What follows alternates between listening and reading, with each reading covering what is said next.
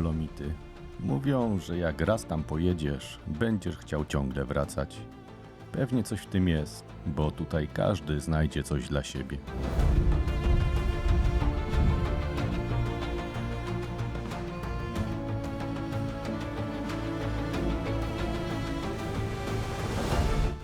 Gęsto rozsiana sieć schronisk, do których dostaniesz się dziesiątkami kolejek, zarówno tymi tradycyjnymi, jak i trochę bardziej ekstremalnymi. Przejdziesz się po sielankowych ścieżkach, prostych feratach i takich trochę trudniejszych.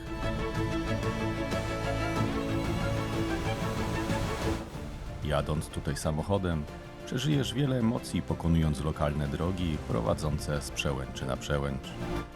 Ale największą atrakcją są zróżnicowane krajobrazy. Zielone doliny, surowe skalne przestrzenie i bajeczne panoramy ze szczytów. Ale jak się tu dostać? W tym poradniku postaram się Wam pomóc zaplanować pierwszy wyjazd w Dolomity. A jeśli już tu byliście, ale pierwszy raz wybieracie się w rejon Val di Fassa, również znajdziecie tu wiele przydatnych dla siebie informacji.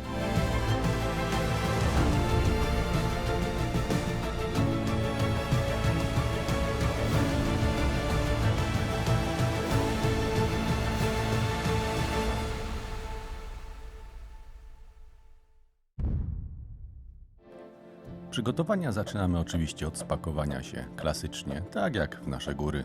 Zabieramy ubrania, zarówno na gorące, jak i chłodniejsze dni, dobre obuwie i plecaki. Jeśli planujecie ferraty, koniecznie weźcie odpowiedni sprzęt, kask, uprząż, ląże, rękawice i okulary. My oczywiście zabieramy trochę więcej sprzętu do filmowania. Warto też dobrze wyposażyć apteczkę, szczególnie w opaski elastyczne i tejpy, które potrafią uratować wycieczkę po długich, stromych i sypkich zejściach. No i oczywiście dokumenty. Za granicą mObywatel nie działa, więc pamiętajcie o dowodzie osobistym, rejestracyjnym, ubezpieczeniu OC. Warto też mieć trochę gotówki, wykupić ubezpieczenie górskie i zabrać kartę EKUS. Przed wyjazdem warto kupić winiety na oficjalnych stronach. Dzięki temu nie trzeba zatrzymywać się na granicy i przejmować ich zakupem.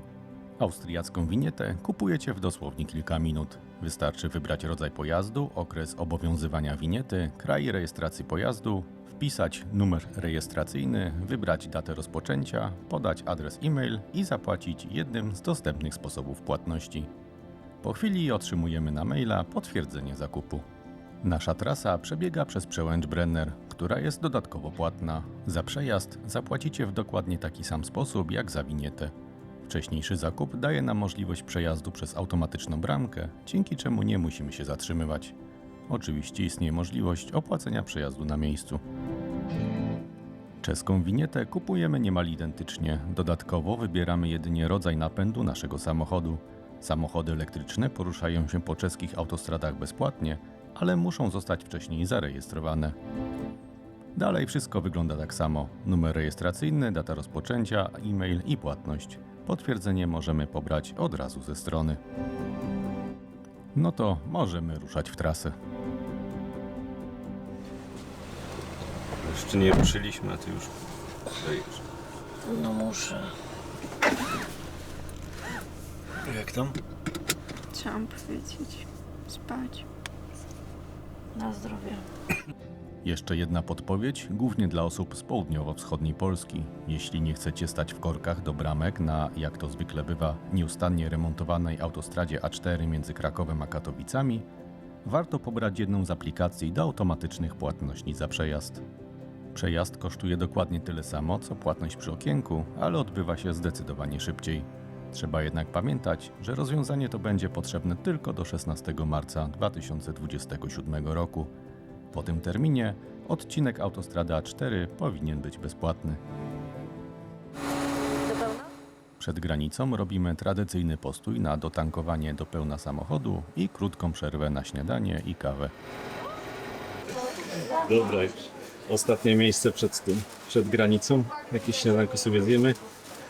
Wszystko mamy, ubezpieczone mamy, Mamy. dowody mamy, Mamy. pieniądze mamy.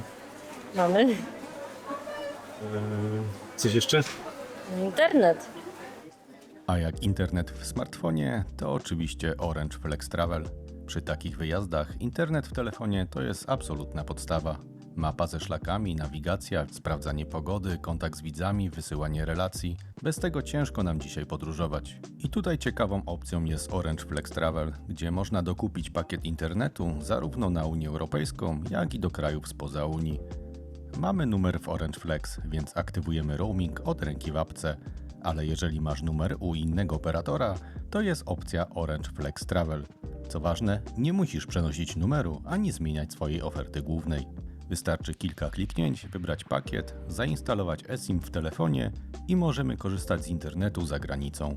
Jest to ciekawa oferta, bo lubimy mieć dokładną kontrolę nad kosztami, bez martwienia się o to, że zostaną nam doliczone dodatkowe opłaty po przekroczeniu pakietu, albo, a zwłaszcza, gdy znajdziemy się przy granicy z krajami spoza Unii Europejskiej i istnieje opcja, że zalogujemy się na przykład do sąsiadującej z Włochami Szwajcarii, na przykład w okolicy jeziora Como. Jest to też genialna opcja wtedy, gdy wyjeżdżamy poza Unię Europejską. Nie musicie szukać lokalnych kart SIM. Wszystko mamy w jednej aplikacji. Wystarczy wybrać odpowiedni pakiet i gotowe. My to traktujemy jako podróżniczy niezbędnik, tak samo jak mapa czy nawigacja. A wy, kochani widzowie, wpisując w aplikacji dużymi literami kod NAPOLE20, dostaniecie 20% rabatu na dowolny pakiet roamingowy w Orange Flex Travel. Można go używać wielokrotnie do końca 2026 roku. Ruszamy dalej w drogę. Od granicy przed Ostrawą pozostaje nam tylko 10 godzin jazdy. Jedziemy w sobotę rano, jest jeszcze przed sezonem, więc droga jest praktycznie pusta i można spokojnie jechać jednostajnym tempem. Pamiętajcie, że w Czechach i Austrii na autostradach obowiązuje ograniczenie prędkości do 130 km na godzinę i często na drodze stoją niewidoczne fotoradary.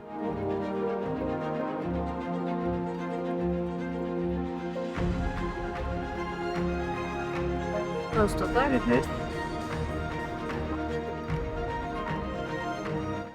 Po wjechaniu do Austrii robimy kolejną krótką przerwę na rozprostowanie nóg, zmianę kierowcy i ruszamy dalej. Tak, żeby nie było, że siedzisz non-stop na telefonie, to teraz będziesz siedzieć na laptopie. Nie możesz mnie nagrać, jak będę książkę czytać? No właśnie, mogłabyś. Oczywiście nie teraz.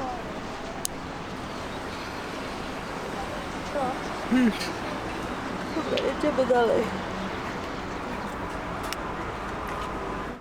Przejeżdżamy przez krótki odcinek przez Niemcy, wracamy do Austrii i za Innsbruckiem kierujemy się na Bolzanu. Link do naszej trasy, jak i wszystkie niezbędne linki do wszystkich omawianych stron i aplikacji znajdziecie w opisie filmu.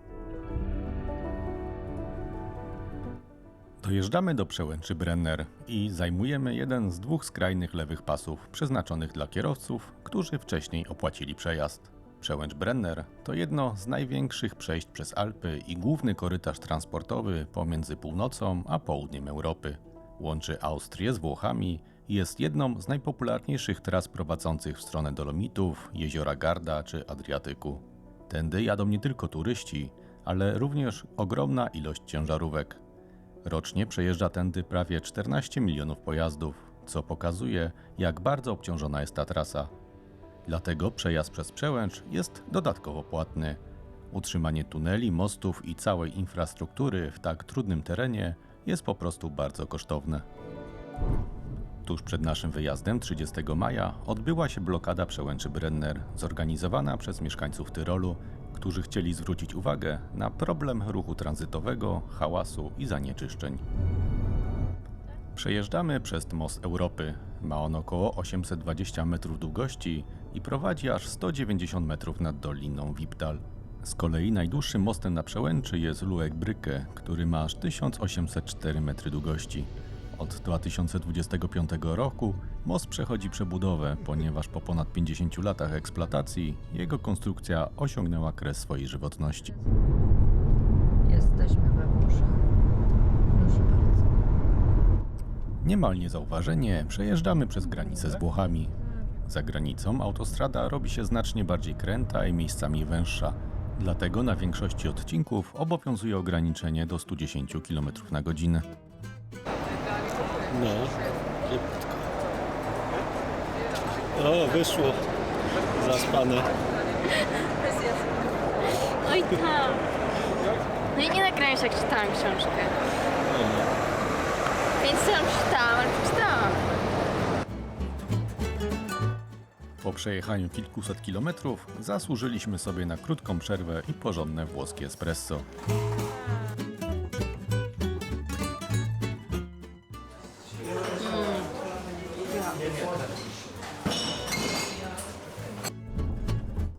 Włoskie autostrady są płatne. Przy wjeździe pobieramy jedynie bilet, natomiast opłatę uiszczamy dopiero podczas zjazdu z autostrady. Można płacić gotówką, ale jest to zdecydowanie najbardziej czasochłonna opcja. Trzeba wrzucić pieniądze, odebrać resztę, często nawet wyjść z samochodu. 2 auta przed nami spędziły przy bramce ponad 3 minuty. Tutaj jeszcze nie dotarła nowoczesność. Tak, ja już widzę, że to jest zniecierpliwiony.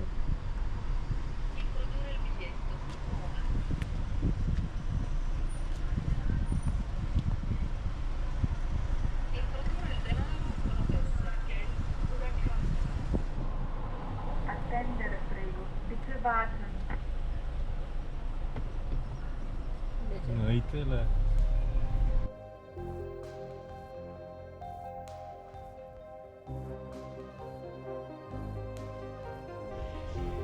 Fajna droga przed nami.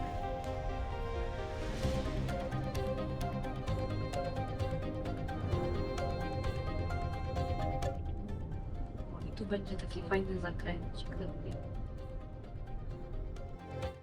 Po zjechaniu z autostrady wjeżdżamy do Królestwa Dolomitów i na moje ukochane serpentyny. Jeśli ktoś jest tutaj pierwszy raz, może odczuwać lekki dyskomfort na wąskich i krętych drogach. Przed nami 3-minutowy przyspieszony film z przejazdu 22-kilometrowym odcinkiem prowadzącym przez Passo Pordoi. Materiał, podczas którego powiem kilka słów o serpentynach, został nagrany ostatniego dnia naszego pobytu w Dolomitach, więc jeśli Cię to nie interesuje, przeskocz do kolejnego rozdziału.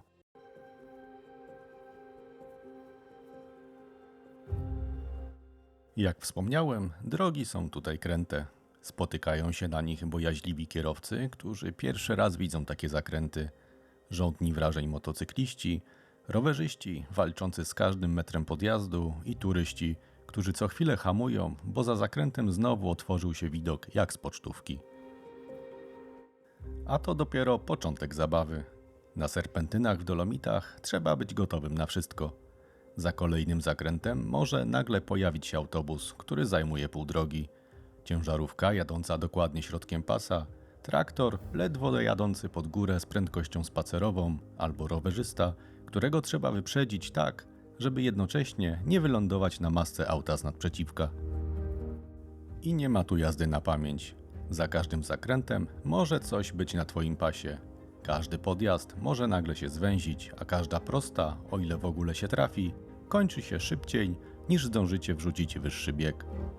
Czasem jedzie się za kimś 20 km na godzinę, czasem trzeba przytulić się do krawędzi drogi, żeby minąć autokar, a czasem człowiek ma wrażenie, że wszyscy inni znają tę trasę od urodzenia, tylko my jesteśmy tu pierwszy raz. Do tego dochodzi wysokość, przepaście, murki zamiast poboczy i widoki, które rozpraszają bardziej niż telefon. Dlatego w Dolomitach nie wystarczy umieć prowadzić samochód. Trzeba mieć cierpliwość, zimną głowę i trochę pokory, bo te drogi potrafią być piękne, ale też wymagające. Najlepsza rada? Nie spieszyć się, hamować przed zakrętem, trzymać swój pas, uważać na motocykle i rowerzystów. Nie panikować przy mijankach i pamiętać, że w górach większy pojazd często potrzebuje więcej miejsca niż nam się wydaje. Więc widząc, że bierze on zakręt, zatrzymaj się wcześniej i udostępnij mu przejazd. A jeśli ktoś za nami się niecierpliwi, trudno, takie są Dolomity.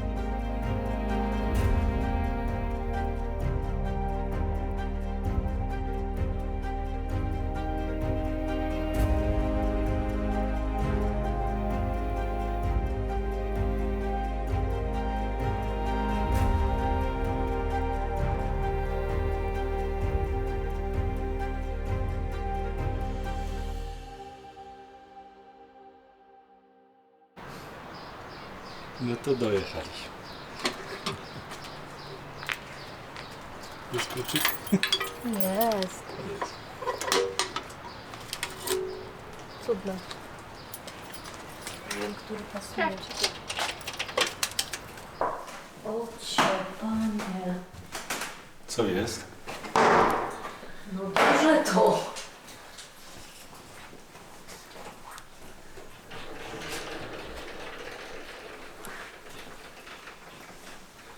Ulala. O kurde. Duża chałupeczka. Chyba. Mamy jakiś widok z okna? No jakiś mamy, chodź zobacz.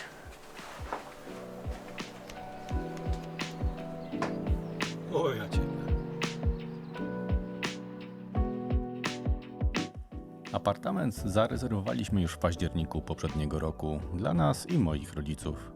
Ma 90 m2 i jest przeznaczony dla 6 osób. Cena jak na te okolice była naprawdę bardzo przystępna. Za 7 nocy zapłaciliśmy 1050 euro. Przy 5 osobach daje to zaledwie 30 euro za osobę za noc. Do dyspozycji mamy duży salon z w pełni wyposażoną kuchnią, 3 sypialnie, 2 łazienki i pralnię. Z małych niedogodności tylko tępe noże i powyginane patelnie. Ale jeśli weźmiecie ze sobą jeden porządny nóż i dobrą patelnię, to z tym co znajdziecie na miejscu, bez problemu przygotujecie posiłki nawet dla 6 osób.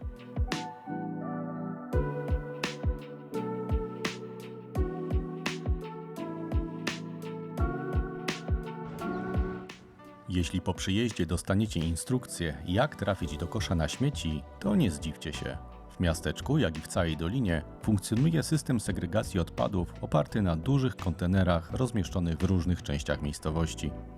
Niektóre są ogólnie dostępne, np. na plastik czy szkło. Natomiast odpady zmieszane i wszystko to, co nie pasuje do pozostałych frakcji, trafia do kontenera otwieranego specjalnym elektronicznym kluczem, który otrzymujemy podczas zameldowania. Przy okazji, przy zameldowaniu płacimy również opłatę klimatyczną w wysokości 1,5 euro za osobę za każdą noc pobytu.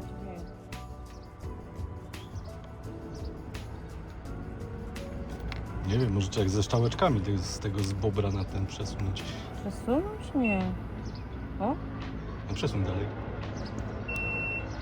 O?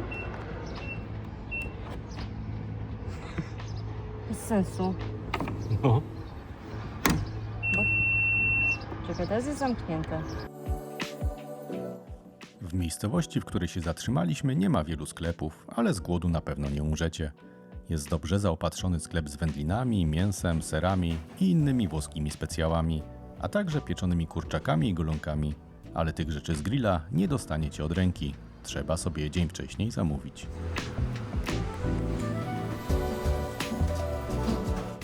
Jest również piekarnia ze świeżym pieczywem, strudlami i innymi lokalnymi wypiekami.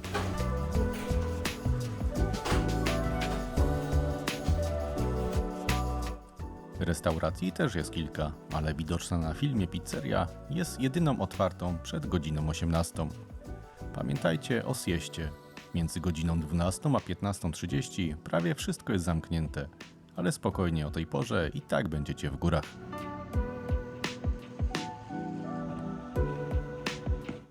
A jeśli po powrocie będzie Wam za mało ruchu, zawsze możecie wynająć kort tenisowy, tak jak nasi rodacy.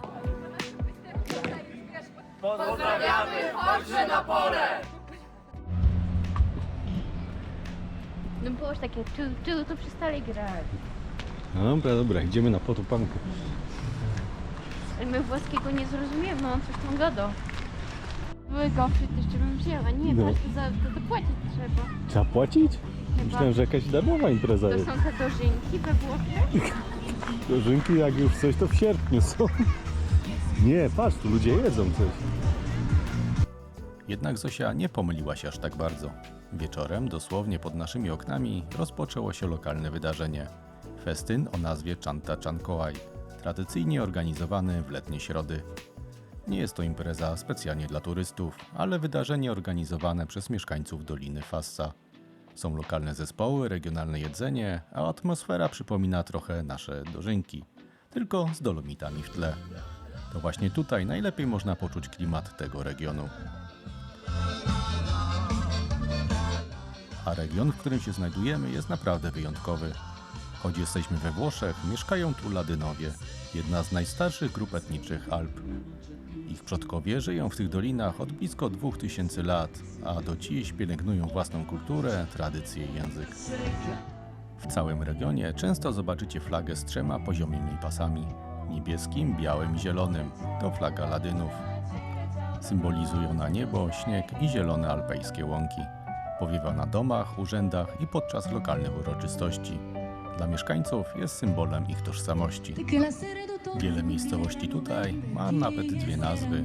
Obok nazw włoskich funkcjonują również nazwy ladyńskie, np. Pozza di Fassa to po ladyńsku Pozza. Na festynie obowiązkowym punktem jest Strauben. To tradycyjny deser wywodzący się z Tyrolu. Powstaje z ciasta naleśnikowego, które cienkim strumieniem wylewa się na gorący tłuszcz, tworząc charakterystyczną spiralę. Po usmażeniu trafia na talerz z solidną porcją cukru pudru i kwaskowatym dżemem. Jak nasze tam. Jak chrust? No, połączony z gofrem. Dobra. I dobry dżem. Nie wiem co to, ale dobra.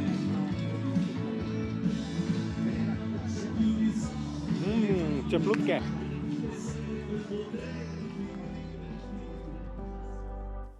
Zanim jednak ruszymy na szlak, warto zaopatrzyć się w 2 rzeczy, które znacznie ułatwią poruszanie się po Dolinie Fassa i pozwolą przy okazji trochę zaoszczędzić. Pierwszą z nich jest Panorama Pass, letni karnet na kolejki Val di Fassa. Kupując jeden bilet, możecie bez limitu korzystać z 31 kolejek linowych, gondoli i wyciągów krzesełkowych w całej dolinie. Karnet obowiązuje od końca maja do października i pozwala szybko dostać się na szlaki wysoko w górach. Do wyboru są karnety 3, 6 i 7-dniowe.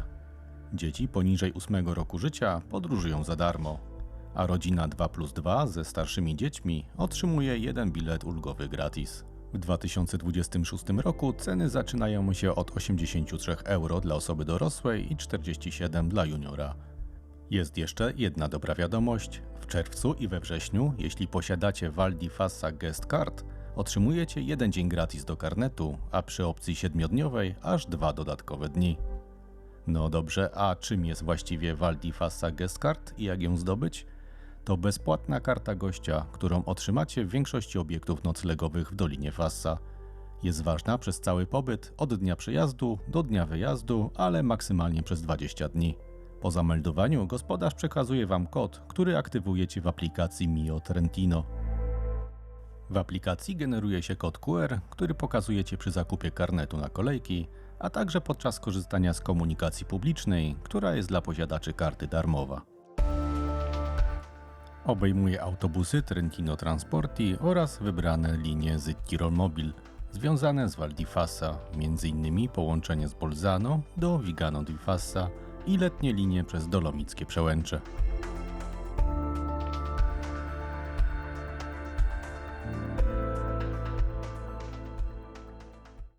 Gdy już mamy wszystko gotowe, możemy w końcu ruszyć na szlaki. W skrócie pokażę Wam teraz miejsca, które odwiedziliśmy. Każde z nich omówimy znacznie dokładniej w kolejnych filmach.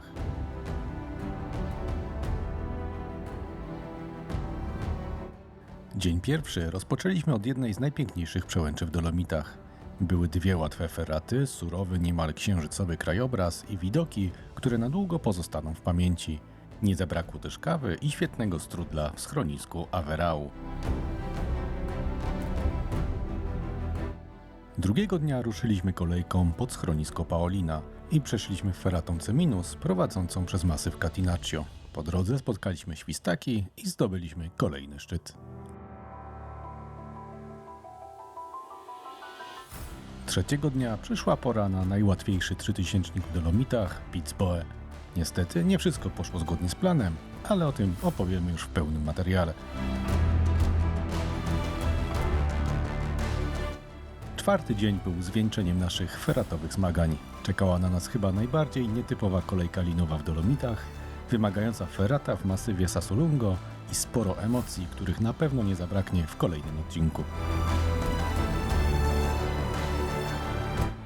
Piątego dnia zamieniliśmy ferraty na historię. Przeszliśmy ponad kilometr wojskowych tuneli wykutych w skale podczas I wojny światowej. Zobaczyliśmy kamienne transzeje i znowu spotkaliśmy świstaki.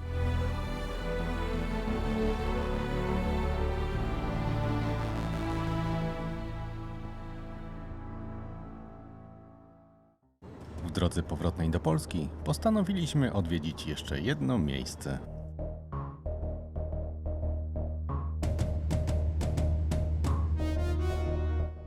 Zatrzymaliśmy się w niewielkiej miejscowości Tal, położonej kilkanaście kilometrów od Gracu. To właśnie tutaj znajduje się oficjalne Muzeum Arnolda Schwarzeneggera, jedyne na świecie, które nosi jego imię i mieści się w domu, w którym dorastał. W środku możemy prześledzić całą drogę Arnolda, od chłopaka z niewielkiej austriackiej miejscowości, przez karierę kulturysty i zdobycie tytułów Mr. Olympia, aż po Hollywood i urząd gubernatora Kalifornii. Zobaczymy mnóstwo oryginalnych pamiątek, zdjęć, trofeów, filmowych rekwizytów i odtworzone wnętrza rodzinnego domu.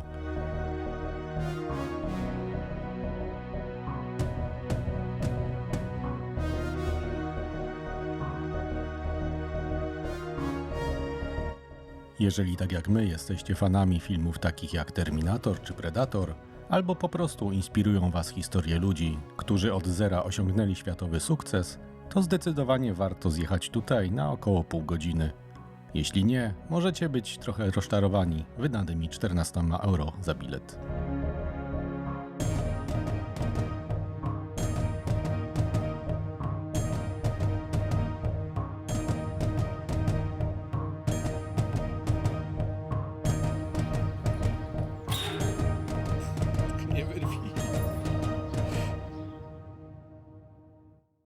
I to już wszystko w tym materiale. Mam nadzieję, że udało mi się odpowiedzieć na większość pytań, które pojawiają się przed pierwszym wyjazdem w Dolomity. To jednak dopiero początek naszej dolomitowej przygody. W kolejnych odcinkach każdą z tych tras pokażemy bardzo dokładnie, od parkingu przez przebieg szlaku i poziom trudności, aż po praktyczne wskazówki, które pomogą Wam zaplanować własną wyprawę. Jeżeli podczas oglądania pojawiły się pytania, na które nie znaleźliście tutaj odpowiedzi, koniecznie napiszcie je w komentarzach. Czytamy wszystkie komentarze i chętnie na nie odpowiemy. Jeśli dotrwaliście aż tutaj, to ogromne dzięki. To chyba najbardziej przegadany film od początku istnienia naszego kanału. Mamy jednak nadzieję, że dzięki temu planowanie Waszego pierwszego wyjazdu w Dolomity będzie dużo prostsze. Jeśli film okazał się pomocny, ucieszy nas niezmiernie, jeśli go polubicie, udostępnicie znajomym, a jeśli nie chcecie przegapić kolejnych filmów, to zachęcamy do subskrypcji kanału. Jeszcze raz dzięki za oglądanie i do zobaczenia na szlaku.